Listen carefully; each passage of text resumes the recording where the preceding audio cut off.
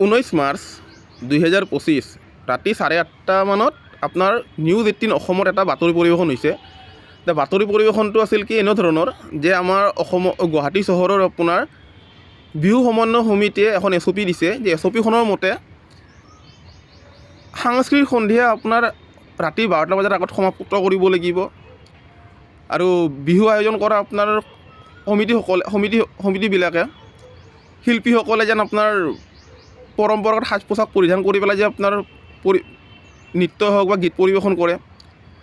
1 বহাগৰ পৰা আপোনাৰ 15 বহাগৰ ভিতৰত আপোনাৰ বহাগী আদৰণিৰ পৰা লৈ কিনে বহাগী বিদায় আপোনাৰ কৰি সমাপ্ত কৰিব লাগিব আৰু মঞ্চত কোনো ধৰণৰ যেন হিন্দী গান যেন পৰিৱেশন যেন নকৰে তাৰ কাৰণে ধ্যান ৰাখিব দিছে বা গাব নিদিয়ে হিন্দী গান।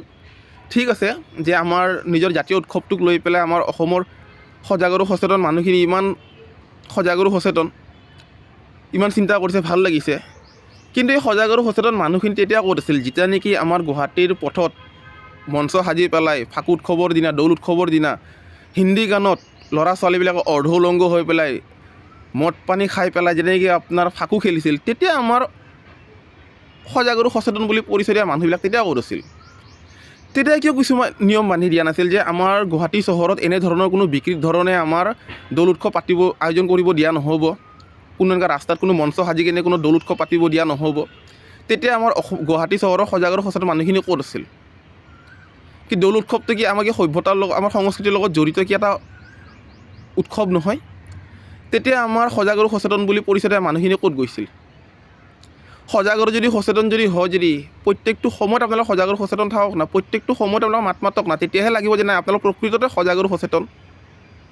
সেই বহিৰাগতে আমাৰ গুৱাহাটী চহৰৰ মাজমজিয়াত মঞ্চ সাজি পেলাই তাতে আপোনাৰ ল'ৰা ছোৱালীক অৰ্ধউলংগ হৈ গ'লে নাচা নাচি কৰে, ফাকু খেলে, তেতিয়া আমাৰ কিন্তু সজাগ আৰু সচেতন বুলি পৰিচয় দিয়া মানুহে তেতিয়া কিন্তু মাত নামাতে। তেতিয়া কিন্তু সাপে শুঙা মানুহৰ দৰে আপোনাৰ চুপচাপ চাই থাকে, বাতৰি সোপা চাব।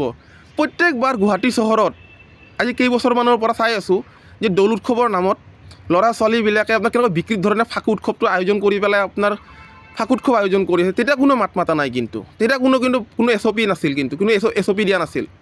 কিন্তু আমাৰ বহাগ বিহুটোক লৈ পেলাই আজি কেইবছৰমান চাইছোঁ বহুত বিতৰ্ক হৈ আছে, বহুত SOP দি আছে, বহুত নিয়ম বান্ধি দি আছে। নালাগে, আমাৰ যিখিনি আমাৰ সজাগ আৰু সচেতন যিখিনি শিল্পী হয় ন, তেওঁলোকে আমাৰ বিহু মঞ্চত হিন্দী গান নাগায় বা তেওঁলোকে যদি কোনোবাই গাব কাৰণে ওলাই যদি মানা যদি কৰি দিয়ে নাগাব, বা কোনো আমাৰ বিহু নৃত্য কৰিবৰ কাৰণে ঘাগৰা চুলি পিন্ধি কিনে বিহু নানাচে। কিন্তু কথাটো কি হ'ল যে আমাৰ অসমৰ যিখিনি গুৱাহাটী চহৰত যিখিনি সজাগ আৰু সচেতন বুলি পৰিচয় দিয়া মানুহখিনি ইমান যদি সজাগ আৰু সচেতন, এতিয়া আমাৰ গুৱাহাটী চহৰত যে আপোনাৰ ফাকু উৎসৱৰ নাম লৈ পেলাই যে ল'ৰা ছোৱালী মানুহবিলাকে যে ইমান যে বিকৃত ধৰণে যে ফাকু উৎসৱটো যে আয়োজন কৰি আহি আছে, তেওঁলোকক কিয় আপোনালোকে নকয়? তেওঁলোকৰ কাৰণে কিয় SOP দিয়া নাই আপোনালোকে? তেওঁলোকৰ কিয় আপোনালোকে কোনো নিয়ম বান্ধি নিদিয়ে?